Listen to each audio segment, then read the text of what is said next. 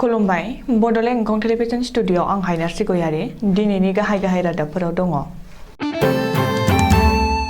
एबसुआ जोहोलाव बालिराम बर'नि 26थि मुंख्लं सान फालिदों।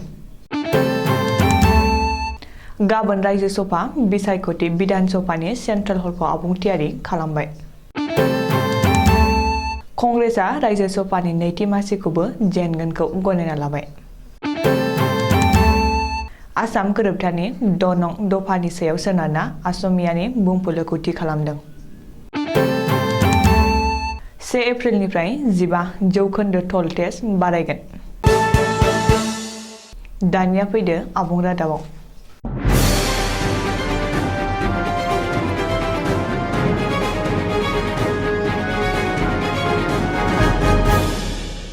दिनै 30 मार्च जोहोलाव बालिराम बर'नि 26थि मुंख्लं सान। जोहोलाव बालिराम बर'नि मुंख्लं सानखौ बोसोरफ्रोमबो फालिबोनाय बादिनो देग्लायबो मेरे एबसु आरो उदालगुरि जिल्ला एबसुआ जथायै देवलिगुरि हरिसिंगा माल्टि पार्पस हिनजावसा गोजौ फरायसालिनि गेलेग्रा फोथाराव सानसेनि मेहेरगोनां हाबाफारिजों गाजा गोमजायै खुंफुंदों। हाबाफारि बादियै गिबियावनो जोहोलाव बालिराम बर'नि मंखरसालियाव बिबार बावजेनो एबसुनि लोगो आफादगिरि खोरोमदाव औवारिया। दुलाराय बर' फरायसा आफादनि फिरफिलाखौ ससे बिरहोयै एबसुनि आफादगिरि दिपेन बर'आ।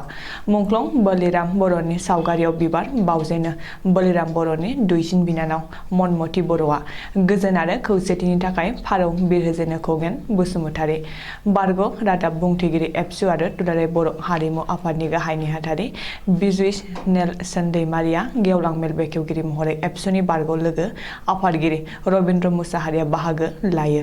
गेवलां मेलाव जर'खा आलासि महरै बाहागो लायो आसामनि केबिनेट मन्त्रि उर्खावगोरा ब्रह्मआ। उर्खावगोरा ब्रह्मआ जर'खा आलासि महरै बाहागो लानानै जोहोलाव बालिराम बर'नि मुङाव सेबखांजानाय मुंख्लं बालिराम बर' बिजाबखौ बेखेवनानै होयो। लोगोसेनो गावनि बिबुंथियाव जोहोलाव बालिराम बर'आ गावखौ बाउसोमनानै बर' समाजाव होलांनाय अबदानखौ खेंफोरथिना होयो। गाबोन रायजो सभानि बिसायख'थि आसामावबो गाबोन रायजो सभा बिसायख'थि खुंगोन। सुलुङाव फोरमायथिनाय बादिब्ला आसामनि मोननै रायजो सभा मासिनि थाखाय गाबोन फुंनि 9 रिंगानिफ्राय बेलासे 4 रिंगासिम भाट आजावगोन आरो गाबोननि सानावनो बेलासे 5 रिंगानिफ्राय भट सानगोन आरो फिथाइ फोसावगोन। रायजो सभा बिसायख'थिनि थाखाय आसाम बिधान सभानि सेन्ट्रेल हलखौ बिसायख'थि आय'गआ थियारि खालामदों।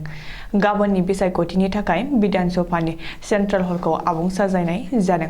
मख'नो गोनांदि रायजोनि मोननै रायजो सभा मासिनि थाखाय गासै 3 बिजाथिया बिजाथिलाइ गथायदों। खुंथाय गोहोआव थानाय बिजेपि मित्रजोंटनिफ्राय पबित्र मार्केरिटा आरो रोनग्रा नार्जारि। गुबुन फारसे हेंथा दोलोनिफ्राय आथिखालनि गागि रायजो सभा एमपि रिपुन बरा। नोजोर होनो गोनांदि रायजो सभानि सेथि मासियाव बिजेपिनि बिजाथि पबित्र मार्केरिटाया देरहागोना रोखा। नाथाय नैथि मासिनि थाखाय रोनग्रा नार्जारि आरो रिपुन बरानि गेजेराव बादायलायनाय जागोन। बिजेपिआ रायजो सभानि मोननैबो मासियाव देरहागोन होननानै दाबि खालामदों। ओरैहाय हेंथा दोलोआबो नैथि मासिखौ देरहागोन होनना दाबि खालामदों। बेनि गेजेरावनो माखासे गोख्रों अजद होलायनाय आरो हाब्रुसारलायनाया सोमजिदों। मख'नो गोनांदि रायजो सभानि नैथि मासि सोरनि खाफालाव लिरनाय दं आरो सोर दिल्लीयाव थांनो खाबु मोनगोन बेखौ गाबोनसो मिथिसिगोन।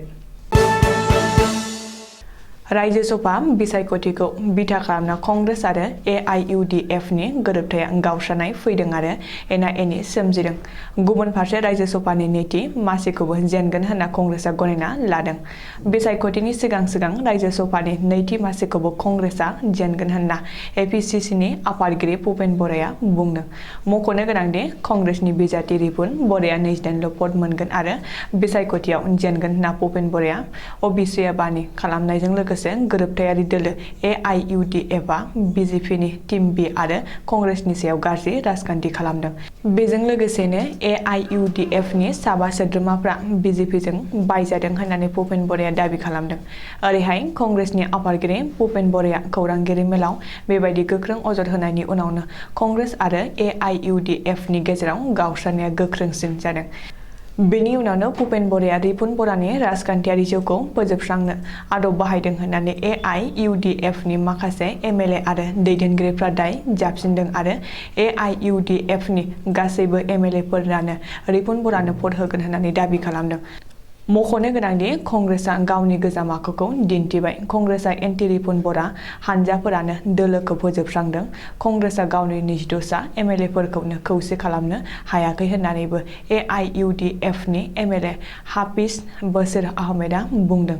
बबेखानि कंग्रेसनि बेबादि थांखियानो रिपुन बराखौ राजखान्थियारि बिथिङाव फोथैबाय होननानै अमिनुल इस्लामाबो बुंदों।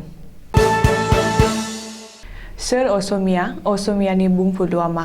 दिनै आसाम बिधान सभायाव बेनि बागै सावरायनायखौ नुनो मोन्दों। गिबि मन्थ्रि डक्टर हिमन्त बिश्व शर्माया दिनै असमियानि बुंफुरलुनि सायाव गोनांथार बाथ्रा बुंदों। गिबि मन्थ्रिया बुंदों दि आसाम गोरोबथानि 6 नं दफा आरो गुबुन गुबुन गाहाय जेंनाफोरनि सायाव सोनारनानैसो असमियानि बुंफुरलुखौ थि खालामनाय जागोन।